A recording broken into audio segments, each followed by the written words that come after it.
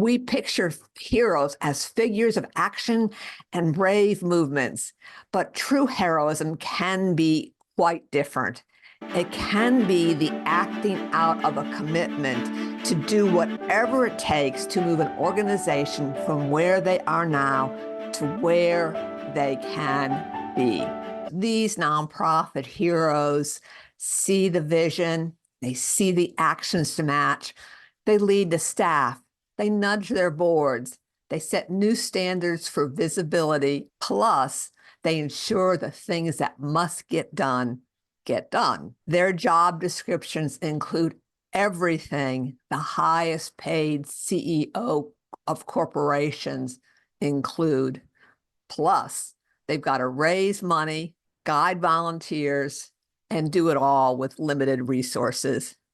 This is the task that our heroes take on. But as our heroes make this journey and do this work, they face a challenge they may not know is there. It can be their kryptonite. It's the tactic trap.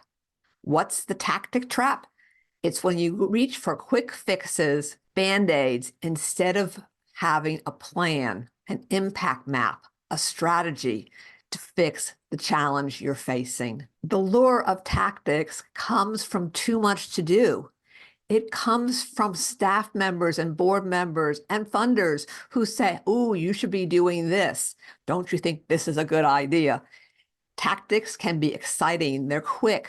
They may work. In January, I was contacted by a national provider about doing a webinar. And one of the questions that individual interviewing me asked was, what are the new things that people are doing in this area, working with their boards?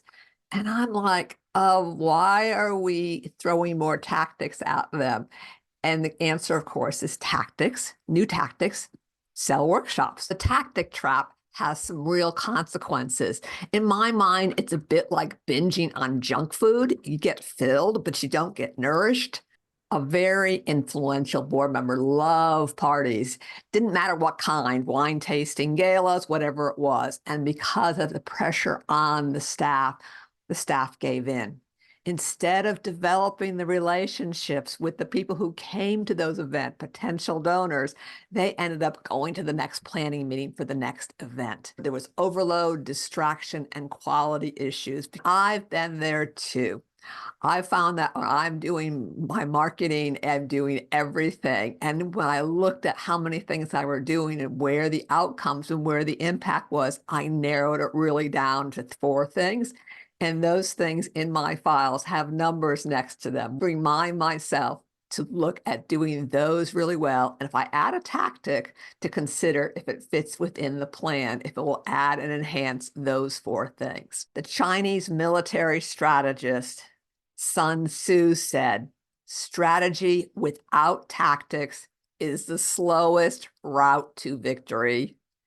Tactics without strategy is the noise before defeat." And nonprofit heroes want victory. So how do nonprofit executives avoid the tactic traps that are all over the place? They pause before tactics. They explore if a tactic either in use or coming new to them fits their plan for victory. The pause before tactics has 2 parts. Part A you always use. That's evaluating the tactic at hand. Does it fit your impact map? Yes. Integrate it into your current activities. No. Well, then by all means, don't do it. Or if you have to do it because it's required somewhere, minimize it. The second part of the pause before tactics only happens when you discover you don't have an impact map that fits the tactic. It may be an automatic no, but you may realize you need to do some planning and impact mapping. This planning can be little. I had a client who was chasing after a goal and had 4 different ways to approach it.